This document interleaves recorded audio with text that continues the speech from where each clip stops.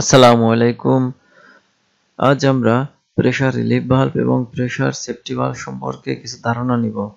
একজন mechanical engineer হিসেবে এই দুটি ডিভাইস সম্পর্কে জানা খুবই জরুরি। প্রেসার রিলিফ ভালভ এবং প্রেসার সেফটি ভালভ কখনো কখনো দেখতে একই রকম হলেও এদের অপারেশনাল ভিন্নতা রয়েছে। প্রথমে আমরা শিখব এই দুটি ডিভাইস কি, অর্থাৎ প্রেসার রিলিফ ভালভ এবং প্রেসার সেফটি ভালভ কি।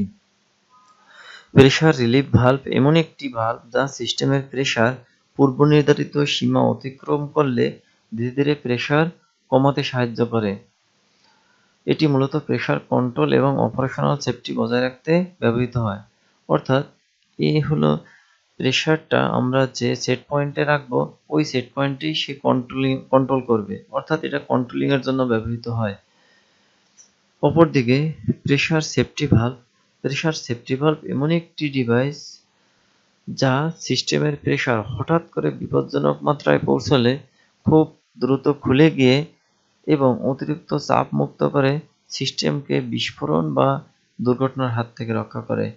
অর্থাৎ নাম থেকেই বোঝা যাচ্ছে যে প্রেসার সেফটি ভালভ হলো একটি সেফটি ডিভাইস, অর্থাৎ এটি ডিভাইসকে বিপদের হাত থেকে রক্ষা করে।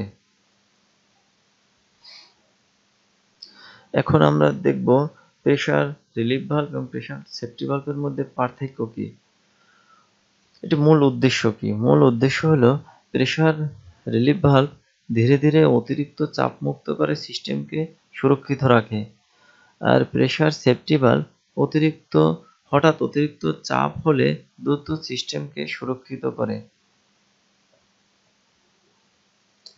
ব্যবহার ক্ষেত্র: pressure relief valve liquid system, pump, pipeline, সাধারণ চাপ নিয়ন্ত্রণের জন্য ব্যবহৃত হয়। আর pressure safety valve boiler, pressure vessel, gas সিস্টেমের মতো ক্রিটিক্যাল সেফটি অ্যাপ্লিকেশনে ব্যবহৃত হয়।